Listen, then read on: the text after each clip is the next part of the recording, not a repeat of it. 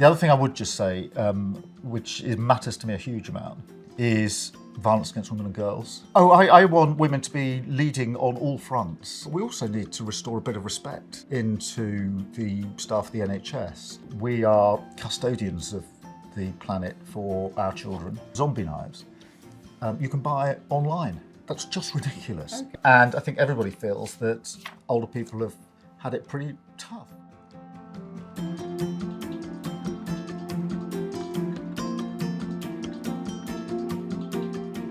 So Keir, it's lovely to meet you. I've come from Good Housekeeping, got lots of questions from readers. They've sent questions in about the things that they want to put to you. Fantastic. Okay, so the first question is from a reader called Jackie. So it's about the NHS. Are you going to support the NHS to reduce waiting lists and support staff with fair wages and working conditions? I would like you to improve access to health services for all. Well, I'm really glad to be starting with the NHS because I think whether it's your readers or across the country, if you say to people, what's your number one concern, they'd say the state of the NHS. My wife works in the NHS in one of the big hospitals in North London, and so this is a daily discussion for us because it's really on its knees.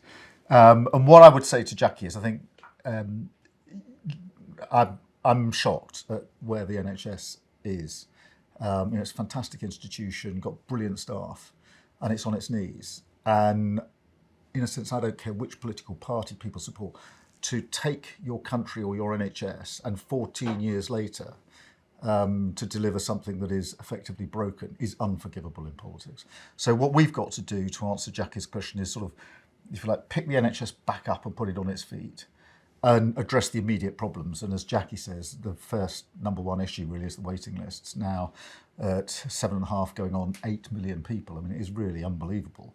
Most of your readers will either be on the waiting list or know somebody who is. We've got a plan to make sure that those who don't pay their tax in this country pay their tax in this country and use that money plus money that people are not paying in tax, which they should be paying, and to put in place a plan for 2 million extra operations every year, just to take big chunks off that list. That will require working in the evenings and weekends. The staff. Obviously, they need to be paid for that properly. Yeah. We wouldn't ask them to do it on a voluntary basis. They work hard enough as it is. But what we can't have is operating theatres sort of idle in the evenings and weekends. So that's the immediate thing we need to do. There are other immediate things as well, because I suspect most of your readers are familiar with the dentistry problem. Yeah. Trying to find an That's NHS dentist is yeah. massive problem. So we need to also put in place hundreds of thousands of urgent appointments for dentists, particularly important issue. So there's the sort of pick up the NHS, put it back on its feet. But I think we've got to do more than that because I think that we're obviously very proud of the history of the NHS. The Labour Party, created it. Yeah. It's one of the proudest things that any government's ever done. But I want it to last for the next 75 years, not just look back fondly on the last 75 or so years. That means we've got to reform it, change it, and make sure that health provision is closer to people where they are in their community. And in terms of like morale, there's obviously strikes and things at the moment. How would you be able to get people to work extra days if they're not, if they're they have to be properly paid for it. It must be voluntary, so nobody will be forced to do it. But we also need to restore a bit of respect into the staff of the NHS. I'm biased in a sense because my wife works in the hospital, therefore this is very clear. I mean, my mum was a nurse, my sister was a nurse, my wife's mum was a doctor. I mean, the NHS is sort of a massive part of our family, so I'm biased, I accept that. But at the moment, a lot of the staff feel that they're not respected. They were clapped in the pandemic, and now the government blames them for the waiting lists. And that causes a lot of irritation. Respect, proper pay and conditions, and the opportunity for people to make their career in the NHS. And by bringing down the waiting lists, actually alleviating some of the pressure. Because having those waiting lists there is like a sort of cloud above the NHS that everybody knows is there and has to be dealt with. So I think the interaction, the way we respect people more. Yeah. And the other question that annoys people is about access to GPs. Because that is a sort of slightly separate point. Well, that 8 a.m. call to the GP, been there, done that. this is a huge cause of irritation. I think we've got to end the 8 a.m. scramble, because that is every sort of person who needs the NHS's absolute nightmare, particularly if you've got kids, as we have. I do think I would also be more flexible if people want to see their particular doctor. I do understand that, and I think for a lot of older people, that's very important. I want to see a doctor who understands me, knows the background and record. But for other people, they might say, well, I'm very happy to do an online consultation with my doctor, so I'd be much more flexible about how that works as well. Measles, we used to be measles free. Yeah. We've lost that status. I mean, these are small signs of a country that's gone backwards. Yeah. We've got to turn that around. So digitalising, I'm sorry to go on about this, but I feel really passionate about it. I went to Alderhay, which is a brilliant children's hospital. I went into the ward where they were doing heart surgery on 0 to 2-year-old. It was so humbling, I tell you. Brilliant teams of experts. And spoke to the parents of one boy who was under 2. He'd been born with his heart twisted and slightly in the wrong place. Awful. It was a heart-rending story in every sense of the word. They had major operation to get it back where it should be and functioning. A really brave little fella. As his parents were telling me what happened, they were really emotional. This was really upsetting. They were almost in tears because it hurt them to talk through what had happened to him, what was wrong with him initially. And yet, because we don't have digital records, every time they go to a different hospital, they have to go through that over and over. It's cruelty. Yeah. Shouldn't have to do that. So the reform bit is really, really important as well. The other big issue for Good Housekeeping readers is about climate change. Yes. So there's a few questions about that. One of them is from Peggy. She asks, why are Labour as well as the Conservatives rolling back on their net zero promises? With record global warming, we have to do more, not less. Well, I'd say to Peggy, we're not. There was an issue about the particular funding, but the commitment... The green spending. I'd absolutely cover that, because it's important to Peggy and to many people. This is such an important issue. And, you know, we are custodians of the planet for our children. It's a huge challenge already. It's going to get worse. So all of our commitments to net zero have to remain in place. We mustn't move the dates of that. And we won't move the dates of that. We have to show global leadership, because in the end, this has to be done in the UK, but of course it's got to be done across the world with all countries contributing. That's why I was really pleased to go to the COP conference last year. For Peggy, I want to be really clear on the green commitment we've made, which is clean power by 2030. It's a big commitment, quite difficult to achieve, but we're determined to do it. All of the commitments for that remain in place, fully costed, and that means renewable power. What that gives us is obviously lower bills, because renewables are cheaper, which would be a relief to all of your readers who've probably been through hell and back on their energy bills. It gives us security, so Putin can't put his boot on our throat and hold us to ransom, because we're sufficient for ourselves in renewables. One of the other questions from Dawn is, make Britain great. Great again, we are a laughing stock. We need to be proud of our country, which I think is what you're talking about. Really important, this. Yeah. People do want to be proud of their country. And we are proud of our country. We've just, in recent years under this government, we feel that people are having to put their arm around us. And nobody wants that. Another issue that's important for Good Housekeeping readers is about police on the streets and safety. Carol says, we need more police presence on the streets, and a security system set up to detect knives, that's about knife crime, and more security cameras. Can you promise any of these things? Yes, and let me tell you, I mean, both of those points, and then I'd just add a third in. On more officers on the street, yes, we've got a plan for 13,000 more officers, but not just officers doing lots of different things. Officers who are going to be neighbourhood officers, so in the locality, doing the community policing that is really important, because a lot of confidence in policing comes through community policing, when people know who the team is that's working with them. And the community police team tend to pick up a lot of information on the ground. So yes, that commitment is absolutely there. And that can help deal with things like antisocial behaviour, which is an absolute... Some people say to me, oh, antisocial behaviour is low level. It is not a low level. On knives, because I'm very worried about the massive increase in knife crime.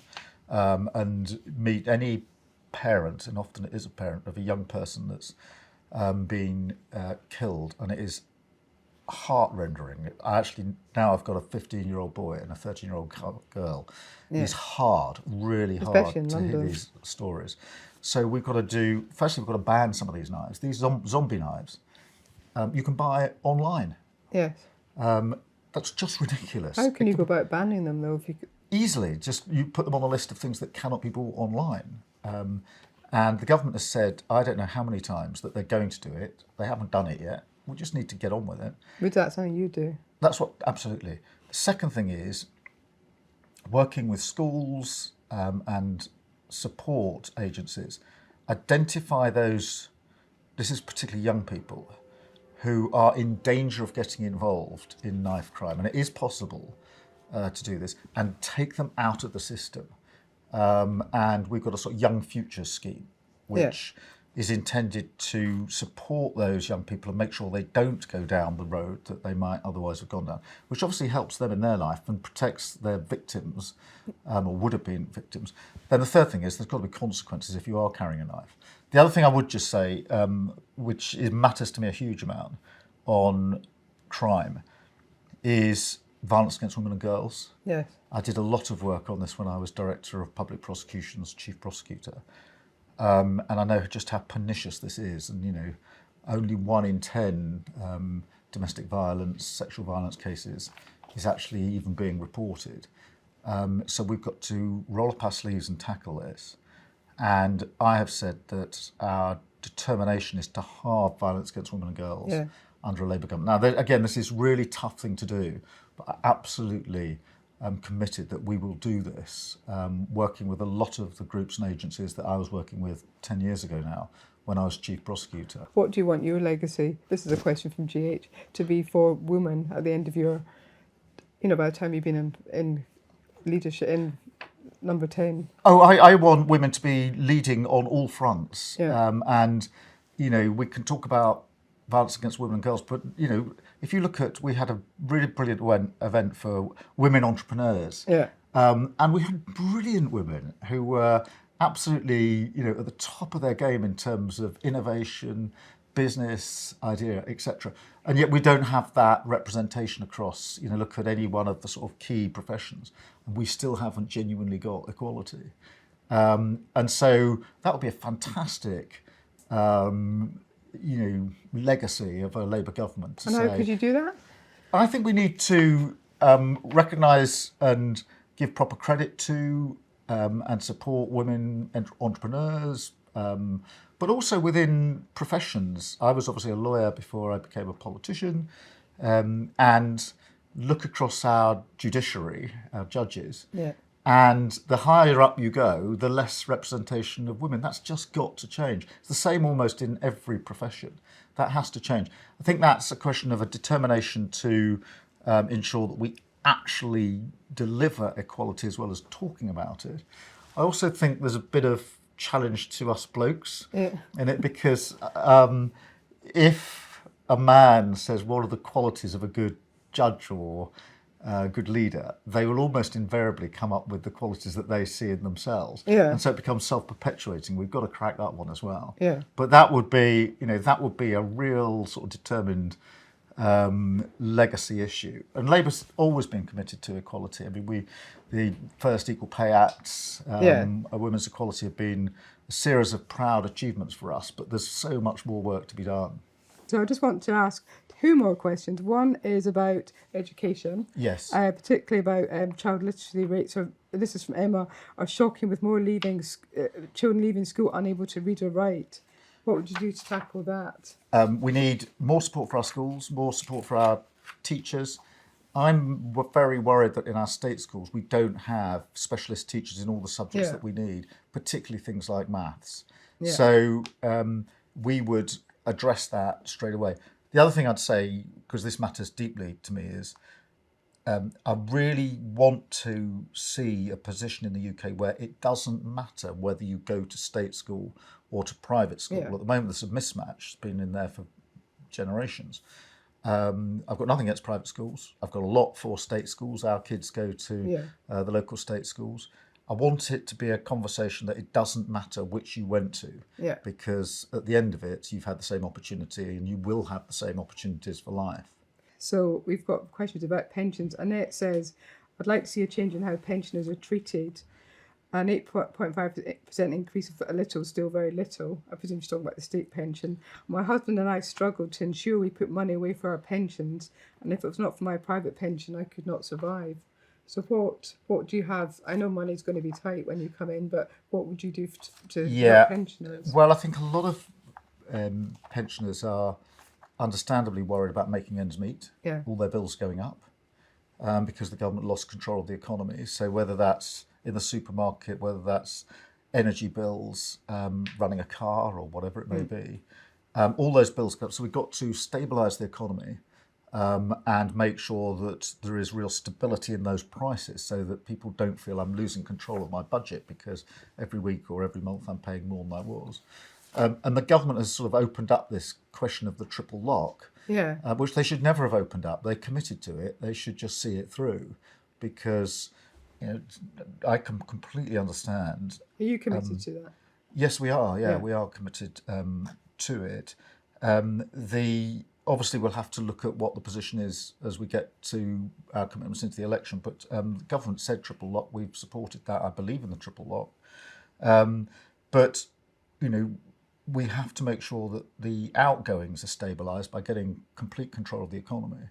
And ensuring there isn't that monthly anxiety of people thinking, do I actually have the money to add up here? And I think everybody feels that older people have had it pretty tough. I mean, I was really shocked and saddened. I went to Dewsbury winter before last, in the height of the energy prices going up, and spoke to an 84-year-old woman, worked all her life, obviously now a pensioner. And she told me that she doesn't get out of bed till midday. Or that was what she was telling me. This was in the cold January, a year and a bit ago. She didn't get out of bed till midday because she didn't want to turn the heating on. Yeah, it's awful. And then when she did get out of bed, she had this sort of thermal jacket that she just wore all day long, so she didn't have to put the heating up very high. That's an awful position to put a pensioner in. Yeah. And there are just too many of those stories. Another pensioner, we had a group of them in Dewsbury, was describing to me going around the supermarket and picking something up and looking at the price and then putting it back on the shelf. Yeah. And now you could say, okay, that's not the biggest thing in the world. Well, it is, but actually it is, when you Yeah. just feel, after having worked all your life, I can't just lead the life I want to lead now, or I can't do things I even did a year ago. That's the sense of insecurity, I think, that eats away at people. And final question, there's a sense that the world is becoming an increasingly dangerous place. The war in Ukraine, the growing crisis in the Middle East. How can you reassure the public that you're the right person to lead the UK in these times when it seems like, there's anxiety about what's happening and what's going to happen next? Firstly, let's accept that description is right. Yeah. It is a more volatile world now than I think any of us have known for some considerable period, whether that's the Middle East, whether it's Ukraine, whether it's Syria, whether it's the relationship with China. The answer I would give is that global leadership matters. I feel that we need to restore our reputation as a country on the global stage so that we are taken seriously, that we are a genuine contributor to resolving these issues, and that we reaffirm the sort of international relations we need to bring about the change. Whether that's Ukraine is obviously a conflict situation, same in the Middle East. Climate is a huge issue that is there the whole time. That requires leadership. It requires us to restore the reputation of the UK so that other countries think the UK is a leader on this. We can pull people together, and that what we say and do matters on the international stage, play our full part.